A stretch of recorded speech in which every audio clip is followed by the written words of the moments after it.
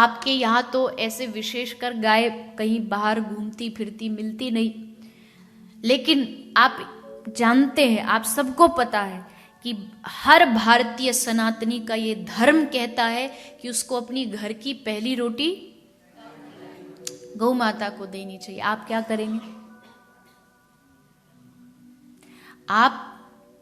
कम से कम इतना, एक गाय को रोटी देने का मतलब है घर का पहला ग्रास गाय को जाए, ये अर्थ होता है। वो तो कह दिया कि एक रोटी दे दो, बाकी पहला ग्रास गाय को जाना चाहिए, ये ऐसा कहा जाता है। लेकिन आप वो भी नहीं कर सकते, तो आप जब यहाँ परिस्थिति वैसी नहीं है तो आप अपने 30 दिन का जितनी भी राशि गाय माता के हर एक दिन के भोजन के हिसाब से निकाल के रख लीजिए, उसको अलग कर लीजिए कि ये हमारी हर दिन की गाय की भोजन का एक निवाला का धनराशि है। और उसके बाद फिर जहां आपका मन करे, मैं ये बात इसलिए कह रही हूं कि कई लोगों को लगेगा शायद अपनी वजह से कह रहे कि हमें धन मिल जाए, बिल्कुल नहीं। जहां आपका मन करे, जहां आपका दिल कहता हो कि यहां मुझे गाय की सेवा, या तो यहाँ लंदन में हो या भारतवर्ष में कहीं आपको लगता हो, आपके गुजरात में हो, आपके शहर में हो, जहां हो,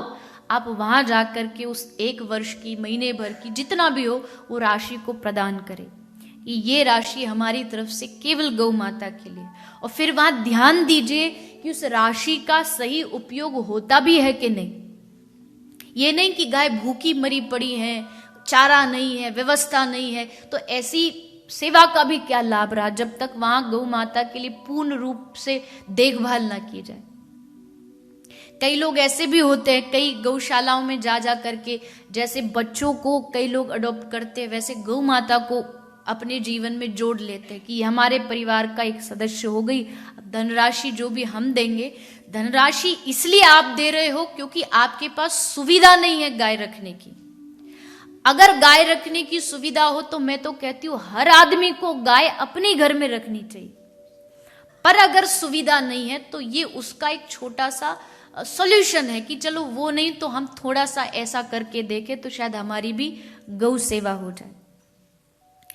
अगर भारत का हर आदमी जाग जाए, आप सोच के देखिए, कोई देश, कोई धर्म का व्यक्ति गाय को मां नहीं कहता, केवल हिंदू कहता गाय मां है। फिर भी हिंदुओं की मां की क्या हालत है वो आज आप भारतवर्ष में आके देखो।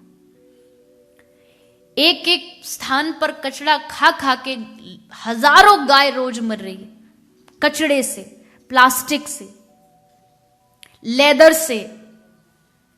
लेदर के उपयोग, ना जाने कितने ऐसे कारण हैं जो पशु मर रहे हैं, गाय मर रही है। तो हम अगर अपने हृदय में थोड़ा सा पीड़ा लेकर के आएंगे गाय के लिए, पशुओं के लिए, भले कोई पशु हो, उन सब के लिए, तो आज जो विश्व में धीरे धीरे पशुओं पर जो प्रहार हो रहा है ना, ये धीरे धीरे बंद हो सकता है।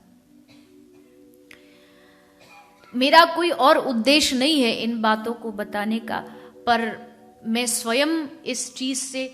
जुड़ी हुई हूं, और जैसे जैसे आप किसी चीज से जुड़ते हो, नॉलेज उसके बारे में और बढ़ती जाती है।